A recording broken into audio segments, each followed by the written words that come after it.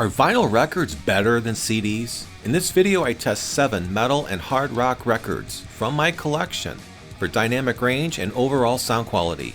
The LPs are Greta Van Fleet's 2023 release Starcatcher, Avenged Sevenfold's 2023 concept album Life Is But a Dream, the 2023 covers EP Phantomime by Ghost, the relentlessly metal Firepower released in 2018 by Judas Priest, Ozzy Osbourne's remarkably solid 2022 album Patient Number 9, Megadeth's 2022 The Sick, The Dying, and The Dead, and Metallica's hard rock masterpiece 72 Seasons from 2023.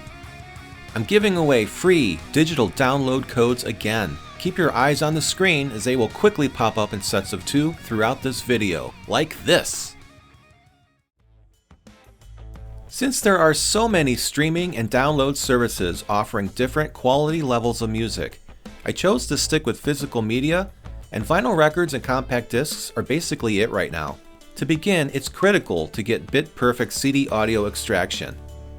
In addition, the records are captured on my Fluance RT85 directly to the Cocktail Audio X45 at 24-bit 192 kHz for the highest resolution possible. First at bat is the infamous Greta Van Fleet and their third full-length studio album, Starcatcher. The record is pressed on a thin, clear vinyl. The sound quality of the physical pressing is not great because of the background noise, but exhibits a lot of depth and subtlety. When we look at the waveforms of both the LP and CD, it's clear that the vinyl mastering is more responsible, and the pressing contains some impressive dynamic range. The CD is crushed of its life and offering nothing but a sterile, in-your-face, two-dimensional sound that is only good for streaming services.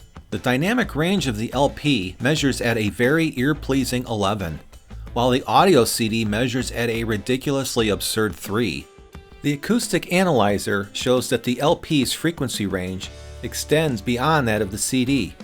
Let's zoom in on these for more detail. The recording of the LP shows information tapering off between 25 kHz and 30 kHz.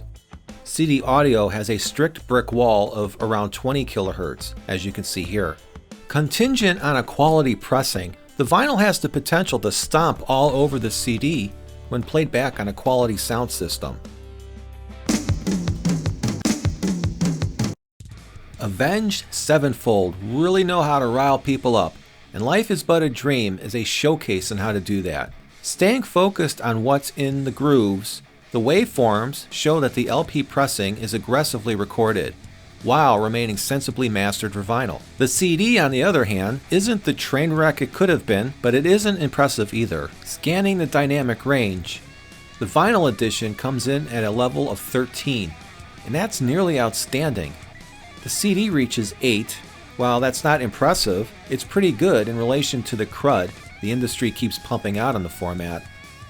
The captured audio from the LP shows information extending beyond that of the traditional audio CD. The vinyl edition is sonically excellent with crystal clear highs and tight, accurate lows. Ghost, formerly known as Ghost BC, can best be described as a mashup of Metallica, ABBA, Duran Duran, and Black Sabbath. Their 2023 covers EP, Phantomime, best represents the mastering and recording quality of their engineers and record label.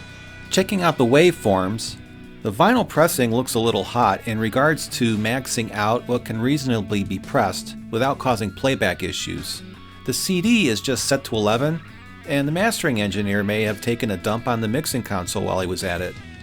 A dynamic range of 11 for the vinyl is good.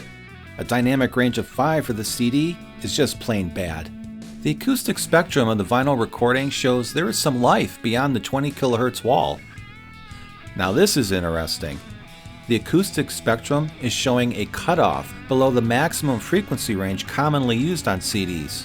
My guess is by reducing the overall frequency response, you make the recording even louder and more compressed. Another case of a vinyl pressing outperforming the audio CD. 2018's Firepower by Judas Priest is just raw fury and sounds killer on vinyl. It's so clean and easy to crank. Let's see what we're hearing. It's no surprise by now that the record pressing is more in line with what a proper recording should sound like. And as expected, the audio CD is mastered without any care and treated as an afterthought. The dynamic range of 13 found on the LP is fantastic, while the CD floats around in the lame-o zone at 6. The frequency range on the LP tapers off between 25 kHz and 30 kHz. The CD has a premature cutoff below its specs to probably inflate the loudness at the expense of quality. This record, pressed on black vinyl, is a joy to listen to. It feels so alive and present. May I say that I have not thoroughly enjoyed serving with humans. With a mix of modern production and old school musicians, Ozzy Osbourne's Patient Number 9 is such a great sounding album. The waveform of the LP shows how responsible mastering can craft a loud and exciting listening experience without ruining the product and taking advantage of the consumer like the CD does. The dynamic range results are in line with what we've been seeing so far. 11 is pretty good for the vinyl, but the CD is at a dismal 4. While the frequency range of the vinyl is still good, it's not as tremendous of a leap like some other records I've tested, but it still outperforms the CD, which shows slightly more of a rollback in frequency response than we've seen so far. With lesser frequency response and lower dynamic range due to extreme compression, you get the illusion of a louder, more exciting mix. But what you really get is a harsh, distorted mess that reveals its ugly face on higher-end systems.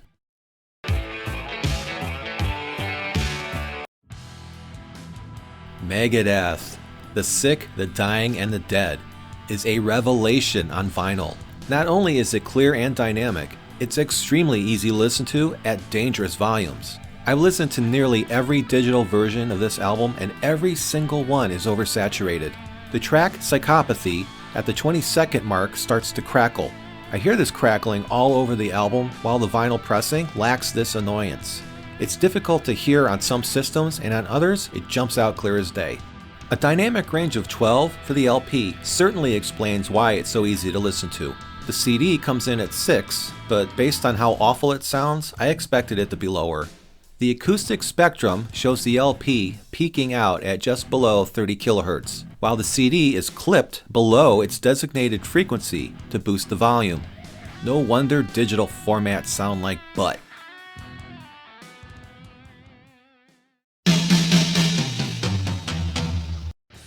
Metallica, 72 Seasons. A dumb album cover and an even dumber album name, but what a remarkable album it turned out to be. The quality of the pressing is excellent, and the mastering is, masterful. The waveforms tell us a story, and that story? The CD is the thing that should not be.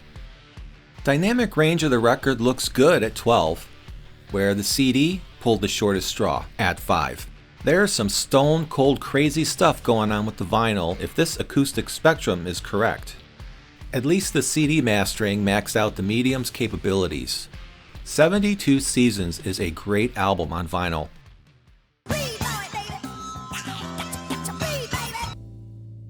Before I wrap this up, there's no question that vinyl records are capable of producing remarkable sound on a great playback system. However, the argument that CDs are better than vinyl is debatable, since certain genres of music are treated differently than others. Jazz and classical are mostly immune to this sort of industry shenanigans, while more aggressive forms of music are made to be even more aggressive than necessary on digital platforms. There's a whole lot more to say about the state of digital audio versus vinyl records and the proper circumstances for each, so I'll let those debates rage on without me.